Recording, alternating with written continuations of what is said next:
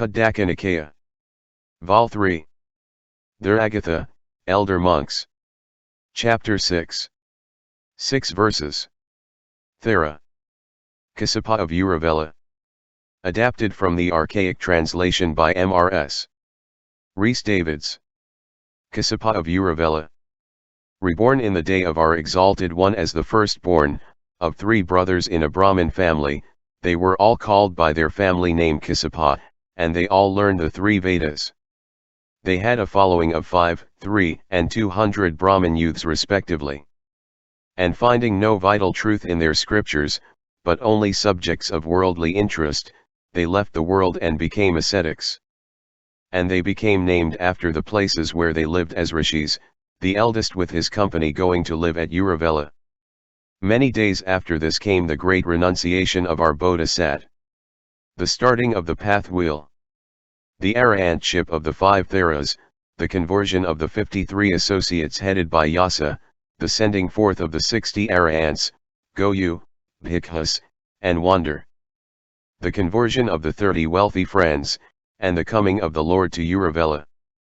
When he had there caused many wonders, beginning with the taming of the Naga, Kosiya was convinced and entered the monk's order, his brothers following his example. To them and their followers, the Lord, seated on the crest of a rock on Gaya head, uttered the discourse on burning, establishing them all as arahants. But Uruvela Kosiya, reviewing his achievement, uttered lion roar verses, declaring Anna. Seeing all the wondrous works achieved by the high powers of glorious Gautama. At first, myself I humbled not, being deceived by envy and by pride. But he, driver of men, who knew my thought and my intent, took me at length to task. By that anguish struck me, I was seized by thrill mysterious, hair-raising dread. And then the gifts that earlier were meant for me as famed ascetic poor and worthless seemed.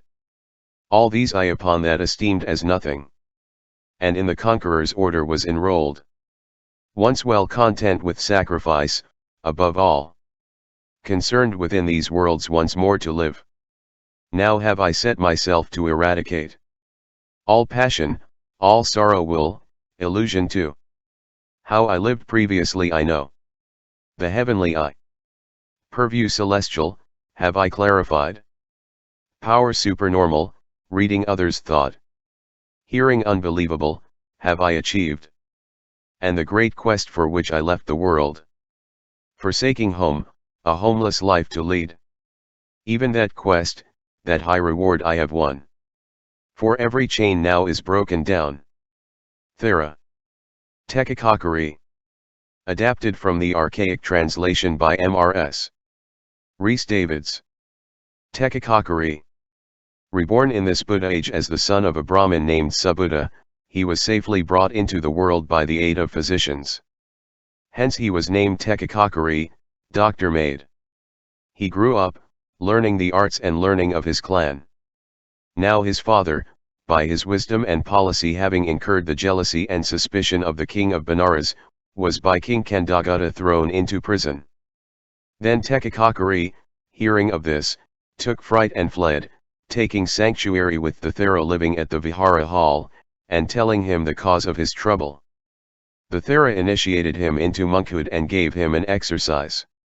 Upon which he became an open-air sedent bhikkhu, heedless of heat or cold, and devoted especially to the cultivation of the sublime moods. Him Mara the evil one saw, as one slipping out of his reach. And in the desire of unbalancing the Thera, he drew near in the guise of a field herd, when the harvest was over, tempting him thus. All harvested is now the rice, and threshed the barley. Not a bite or sup I'll get. What shall I do? Then the Thera, thinking, this fellow tells me of his state. But it is myself that I ought to address. I have no business to be discoursing, thus taught himself to meditate on the 3 bases. Think on the Buddha. Infinite the thought. You thus in gladsome piety, your frame, with rapture all suffused, shall ever live upon the heights. Think on the Dhamma. Think on the monk's order. Infinite the thought. You thus in gladsome piety, your frame, with rapture all suffused, shall ever live upon the heights. Then Mara again, wishing to dissuade him from solitude, pretended to be his well-wisher, saying, Does it lie beneath bare skies? Cold are these nights, and wintry now. See that you perish not. Down with cold. Get you within your lodge, your door well barred. Then the Thera, showing that in-house living was a binding, but that there he was at comfort, said, My heart transported shall reach out and touch the four immeasurable moods. By that, ever shall I in blissful comfort remain. Not mine down by cold to fail, who live unmoved and calm. Thus saying, the Thera developed insight and realized arahantship. And because this Thera lived in the time of King Biasra, these verses must be understood as having been rehearsed as canonical at the Third Council. So in Oldenburg's MSS. And the Br. Sci. Only the S. Sci. Has Kani. Two forms of the Dhūtangas. See Milan. 2. Book 6. Repeat as in verse. See his story and that of Subhuti. The four moods were love, pity, sympathy for happiness, and equanimity. Line is expanded from I shall touch, an expression scarcely so significant to us as to a Buddhist or a Neoplatonist. See My Buddhism, p. This interesting historical sidelight was noticed in Oldenburg's edition, p. N.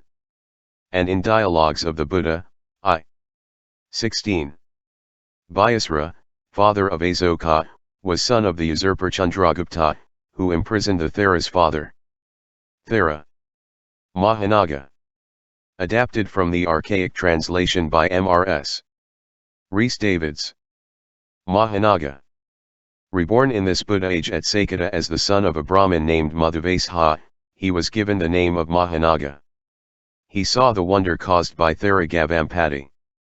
While the Exalted One was staying in the Anjana wood, and receiving faith, he entered the monk's order under the Thera, winning arahantship through his advices. Now while he abode in the bliss of emancipation, the Thera Mahanagas saw how the six Bhikkhus habitually failed to show respect to their co-religionists, and he addressed them in verses which became his declaration of Anna. Who towards his fellows in the rule shows no reverence nor respect. From the true path he wilts away, like fish where water runs low.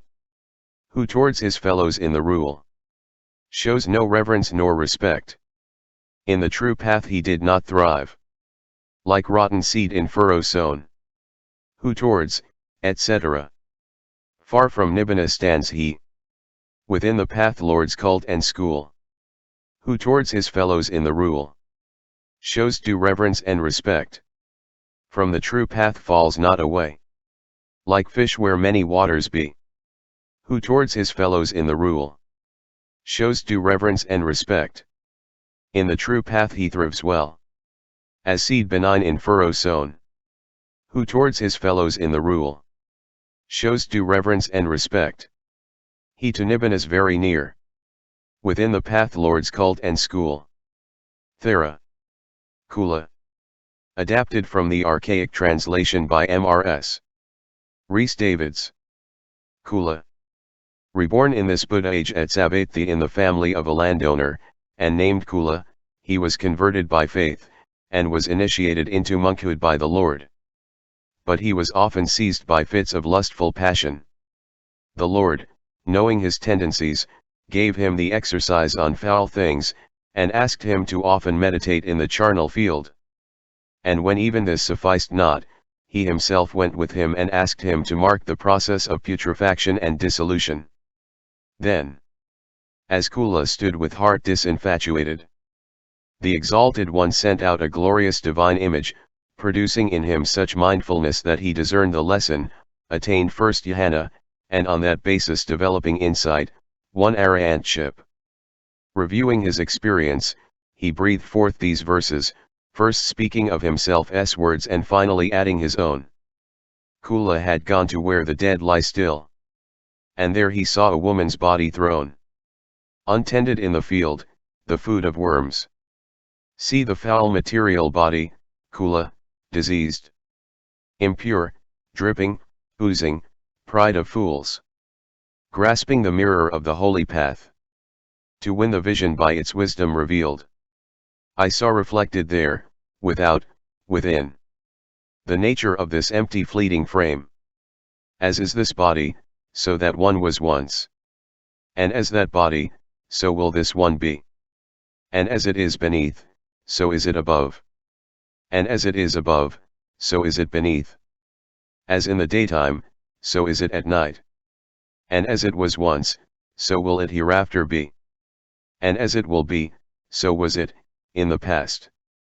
Not music's fivefold wedded sounds can yield such charm as comes over him who with a heart intent and calm rightly sees the path. These verses were the Thera's declaration of Anna. Thera, Malunkyā's son. Adapted from the archaic translation by Mrs. Rhys Davids. Malunkyā's son. Reborn in this Buddha age at Sāvatthī as the son of the king of Kosala's valuer, his mother was named Malunkyā, and he became known by her name. When he was come of age his naturally religious disposition prevailed, and he left the world as a wandering ascetic. Then, on hearing the Lord teach, he entered the monk's order, and in due course won sixfold abhina. Visiting his home out of compassion for his family, these entertained him with great display of hospitality, seeking to allure him back, and saying, "With this wealth that belongs to you, you could support a family and do good works."